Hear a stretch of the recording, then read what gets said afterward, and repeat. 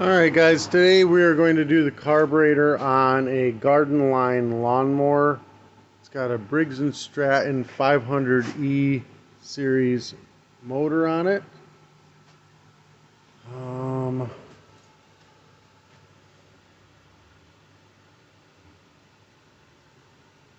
I think that's the model right there, xss51k. I think that's the model, and then there's an item number 55304. I'll put all that in the description. Yeah. So any of the parts that we need, I'll put in the description. I'll just anything you might need for this, I'll put a link in the description. Just click on it, and it'll take you right to an Amazon link. It'll take you right to Amazon where you can get it cheap and easy. If this helps you in any way, hit the subscribe button, give me a thumbs up, show a little support, guys. Alright, so first thing we're going to do is take off this air filter cover. Air filter.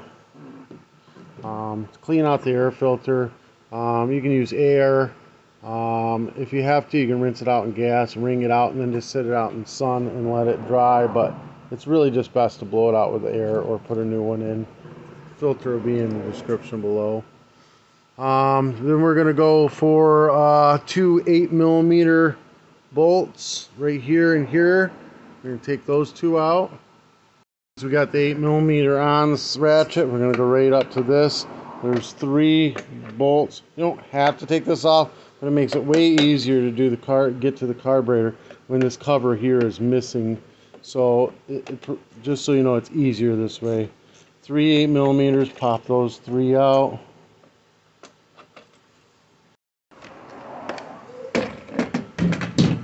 Oh, what are you doing? Don't lose the carb cleaner. This is actually O'Reilly's brake parts cleaner. That's what I use. It's the cheap stuff. It could be carb cleaner or brake cleaner. It doesn't matter. I just use the cheap stuff. Okay, now we're done with the 8mm. Here's pull this hose right on off. Boom. And we're gonna go to 7mm. We got one here and one here. Take those two 7mm off. Pull this off. Alright, then we're going to go for the fuel line. Use a pair of pliers, squeeze that clamp, get it out of the way. Once you got the clamp out of the way, grab the hose, give it a twist back and forth. There we go. That just breaks it free. We're going to go ahead and pop it off the carburetor. And then I use a clear water bottle to drain the first bits to see if I got any water or anything in it. You can see if the gas is old, which it looks like it is okay. I don't know. I have to feel it with my finger here. Oh, it's old. It's not evaporating like it should. Gas should evaporate. It should feel cool to your fingers. This feels warm. So it's lost all of its evaporative qualities. So this guy's just got really old gas in his he's probably got a 5-gallon can of old gas he's trying to use up. And the car won't run with it. So, whatever. I'll tell him this, and then he'll be like, oh yeah, okay. And then he'll come back in 2 weeks with freaking bad gas, and he'll be blaming me because I just fixed it. That's how people roll. Alright. Gonna drain all this gas off. Got it all drained out. I like to blow it out with air just to make sure there's no dirt or water in there. You can also just stick a rag in there and soak up what's left. And we're going to pull this carburetor straight out. Just give it a little wiggle, it'll pull out. Just like this. Just twist out like that. Now you'll notice that the O-ring and white cap stayed on this one. That does happen. You want to put the O-ring back in the carburetor. And then this white keeper will just push in. It'll make a clicking noise. It's, like I said, not going to make a clicking noise, but it's in. Just make sure it's in like that before you put it back on. Alright, then we got two 7mm. We're going to take those out. Take the bowl off. You're just going to kind of shove your screwdriver up between here. I've already pushed it in there. And then just pry it pry it apart, something like that. Now, inside of here, the main issue is going to be this jet. You can see it's got debris plugging it. That's always going to be why it doesn't run. If it's leaking gas, it's this needle valve. If it's not running, it's that main jet. And you can see it's just debris, junk gas that he is dumping in here. So all right, first thing we're going to do is we're going to pop this, just stick our screwdriver in there and pry on both sides, get this pin out of there. Lift the float on out of here. Careful, don't lose your pin or anything. The needle valve, get that out of there. Go right back in the float, like so. And then we're going to get the flathead screwdriver in between the black and the white part here, and then we can pry that. Once you've broken that free, pry it free, just lift it straight out. And we'll tilt it up like that for, well, you know what, I'll start it off like this. Alright, hold on, let me get my special stuff. This is a little secret weapon of mine. It is 20, it's 14 karat gold testing solution. It's an acid. Make sure you wear protective gloves, goggles. This will blind you, it'll burn your skin. It's pretty potent stuff. I've tried other stuff. I've tried all the different kinds of acids. Some don't work at all. Some melt the jets right out of this. I've had some acids eat the aluminum out of the aluminum carburetors. This is the only stuff that works like perfect. You know, it's not too strong. It doesn't destroy stuff. So, and one of these bottles lasts me forever, and they're super cheap. I'll put a link in the description below for you. I can do 50, 60 carburetors with one bottle. So, alright, so what we're going to do is we're going to put a drop right there on that jet. We're going to let that simmer and boil.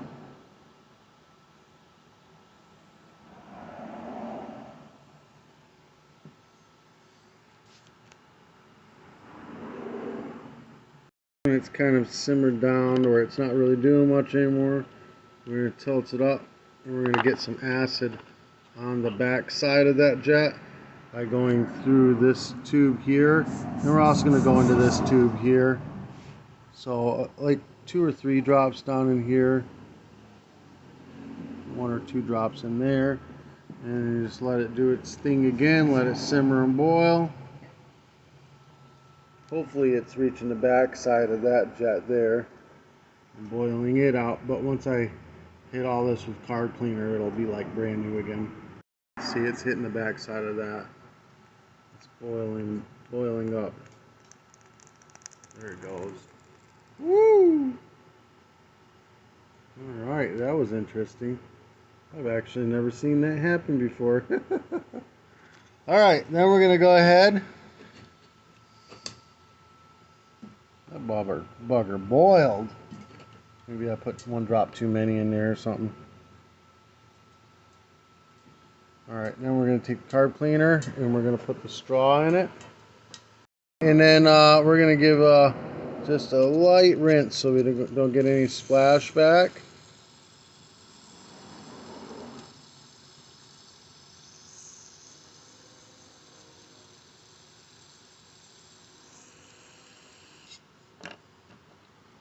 And then we're going to give it a little bit harder a burst. Make sure you wear safety goggles. This will squirt back. See, that's still clogged big time because that should be blasting out through here, but it isn't. We're going to go back through that way too. Alright, so I just kept spraying through until it actually cleared it out. Sometimes you may even have to get, like you can see right through it. It's nice, perfect. Sometimes you may have to take a wire and poke it. And I found that a wire out of a wire wheel or a wire brush is perfect size. Not too big, not too small, and it'll poke right through it. Alright, then we're going to just go ahead and rinse out everything here. Make sure that this is rinsed out clean and clear. The needle valve, we're going to make sure all these sides are good and clean, no crusties on it. The tip, I just do a little circular motion on my pants and rub it. Make sure that's nice and clean, no debris on it. Make sure the float's good and clean, that there's no debris on it. Staining is fine, just no chunky stuff. Alright, go ahead and clean all that out. Another little important thing, as I was rinsing this carburetor out, this piece fell out. And this goes in this carburetor right here. I'm going to clean it all out, but see this little hole? This tip holds that hole in place. So it's going to go through there and stab through it. So you need that hole on the bottom like that. So you got to be able to set it back in there. This has to be in there, it will not run.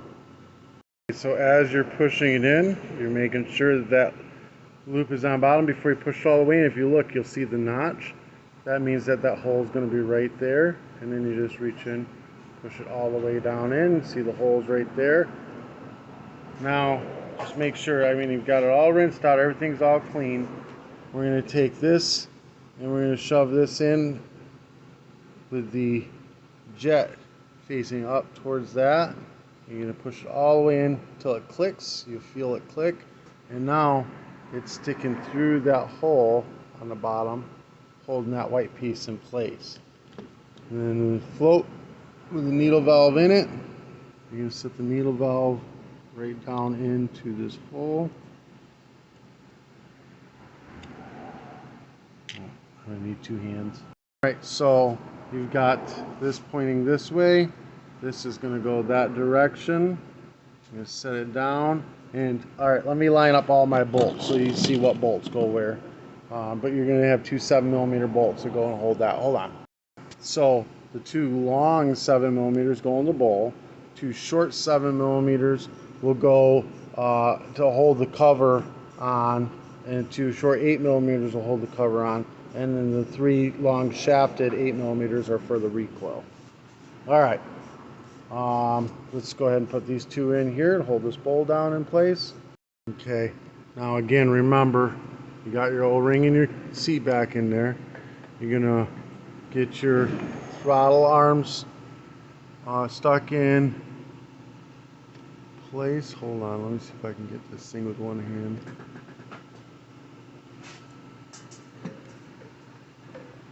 Just like that.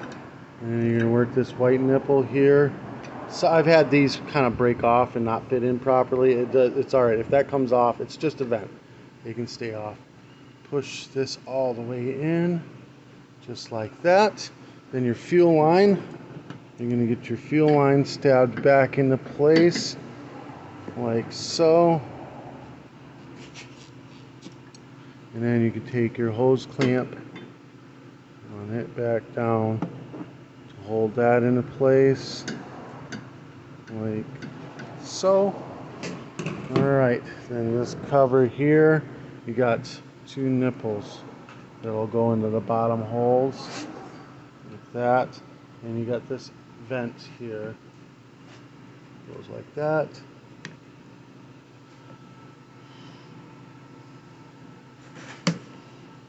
Boom, boom, those are in place. You're going to take two 7mm and you're going to go this one and this one next to, here, let me turn my flashlight on. So you get that one there and that one there. These are two 7mm.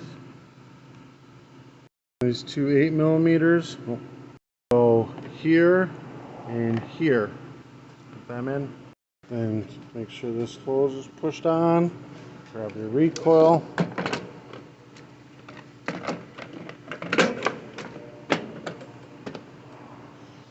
Three 8mm bolts with long shafts. Here, here, and here. Tighten them in. Air filter cover. Gas. Alright, you should only have to prime it 3 times. It should start first pull, and then you know you've got it perfect. If it's surging or if it starts up and shuts back off, you got to do the carburetor again. You didn't get that jet perfectly clean. Alright guys, this helped you out in any way, shape, or form. Give me a thumbs up, hit that subscribe button, show me a little support. All the parts that you might need for this will be in the description below. If you want to do any advertising through my channel, message me. Be more than happy to have you. Peace.